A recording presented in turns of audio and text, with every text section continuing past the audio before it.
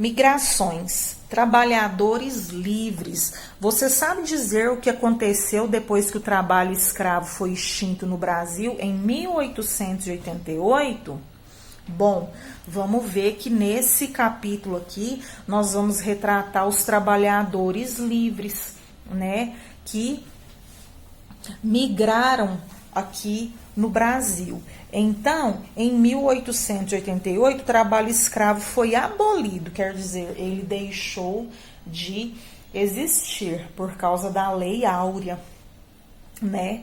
Seu fim chegou depois de um longo processo de luta que contou com a participação de escravizados e de parte da sociedade urbana, de parte da sociedade, né, das cidades, vamos dizer assim, os profissionais liberais, professores, jornalistas, advogados, aquelas pessoas, ou até mesmo profissionais do comércio, né, que viam que essa situação de escravidão não era uma situação de humanidade, que as pessoas são iguais e merecem trabalhar, ter o seu dinheiro, ter uma condição legal para viver. Então, assim, a entrada de imigrantes estrangeiros no Brasil passou a ser importante para as lavouras de café, onde muitos escravizados trabalhavam. Então, com a abolição dos escravos, veio a situação, então, dos imigrantes estrangeiros. Então, quando nós falamos do imigrante, é a pessoa que vem de outro país para cá.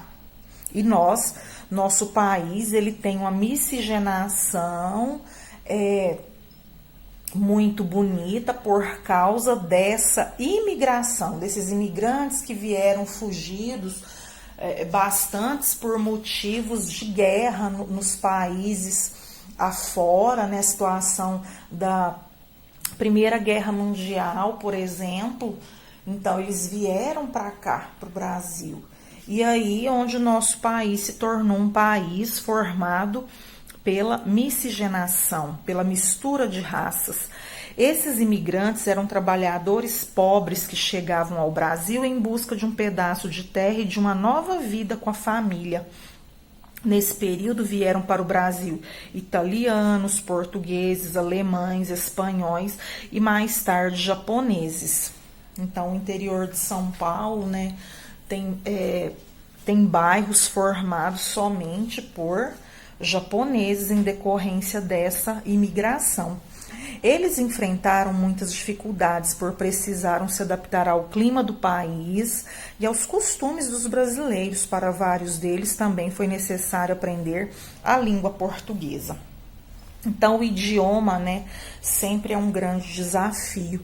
Os imigrantes trouxeram com eles novos hábitos, costumes e tradições que, ao longo do tempo, passaram a fazer parte da cultura brasileira. Entre eles está a prática de algumas artes marciais, uma influência dos imigrantes orientais, como os japoneses, o judô e o karatê, e os chineses, o kung fu. Então, aqui mostra a foto dos agricultores em Sidrolândia, em Mato Grosso do Sul. É uma foto de 2013. O cultivo de hortaliças no Brasil era bastante comum entre os primeiros imigrantes japoneses e ainda hoje é praticado por algumas famílias descendentes deles.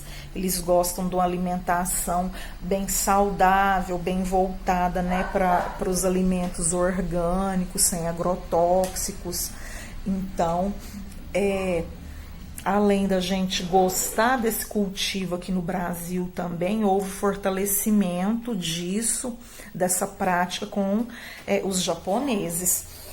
Depois, aí a gente vai falar da migração. A migração é um movimento dentro do nosso próprio país. Quando o nosso país, como ele é muito grande, uma parte não tá legal, ou a parte norte não tá legal. Um exemplo, aí acontece a situação da migração. Eu saio daquele local e vou em busca de emprego, vou em busca de alimento, vou em busca de uma melhor moradia, eu vou em busca de um melhor clima, porque o nosso país, por ser muito extenso, tem variações de climas também, ou muito seco, muito árido, ou muito úmido, ou muito gelado mais ao sul. Então, lembrando que quando nós falamos migração, é uma movimentação dentro do próprio país. Então, o Brasil possui um grande território, por isso é natural que parte da população de uma região do país saia para viver em outra. Muitos migrantes partem da cidade onde nasceram em busca de novas oportunidades de trabalho e de melhores condições de vida. Então, aqui, eles partem para a cidade. Nessa situação aqui que está acontecendo, é a saída deles da parte rural e buscar uma vida melhor na cidade. Outros saem de onde vivem devido às secas, no caso do Nordeste, né? Enchentes e queimadas. Então, várias situações faz com que a população se movimente em busca de melhoras. Ou seca, no caso do Nordeste brasileiro, ou o acontecimento das enchentes, né? Ou queimadas, ou situação pode ser até perda de lavoura, qualquer acontecimento assim, ou perda de emprego, mudança de emprego, acontece a movimentação das pessoas dentro do próprio país para outra área deste mesmo país. Foi o que aconteceu em 1877, novamente entre 1888, com o fim da escravidão, e 1889, quando um grande número de pessoas migrou para o norte e sudeste do Brasil, fugindo de um rigoroso período de seca no Ceará, na região nordeste. Esses cearenses foram para a Amazônia em busca de trabalho e melhores condições de vida. Foram eles, os trabalhadores nordestinos, que tornaram possível a extração do látex e do cacau na Amazônia, o que acabou gerando muita riqueza e prosperidade à região norte do Brasil.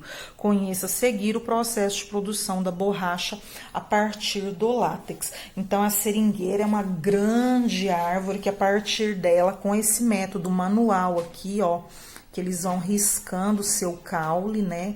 E aí o líquido vai descendo aqui nos copinhos e eles vão extraindo, o látex da árvore. Então, a casca da seringueira, árvore nativa da Amazônia, é cortada para extrair uma seiva. Uma seringueira produz de 40 a 60 gramas de seiva por dia. Na foto de 2015, a extração do látex em Chapuri, no Acre, no estado do Acre. E aqui, na imagem 2, na indústria, a seiva é processada por meio de um processo chamado vulcanização. O látex ganha elasticidade e resistência. Na foto, que é de 2015, é a indústria de luvas cirúrgicas em Selangor, na Malásia. Então, esse látex, no caso, a matéria-prima foi exportada aqui, Tá lá na Malásia, Está falando de uma indústria das luvas cirúrgicas na Malásia. Então, da indústria ao comércio, olha, o látex vulcanizado, que é a borracha, é utilizado na fabricação de mais de 300 produtos, como luvas cirúrgicas, brinquedos e pneus. Olha, bola, patinho de borracha, pneu, as luvas. Então, no caso aí, a matéria-prima sendo exportada para outros países e que esse trabalhador com a migração interna aqui, no caso, o que foi citado no livro, trabalhadores que saíram do Ceará, foram para a Amazônia e buscaram trabalho, melhores condições, de vida e contribuíram com a mão de obra para que esse látex fosse extraído, certo? Então, o que é importante a gente entender? Migração é um movimento dentro do nosso próprio país que pode ocorrer por necessidades.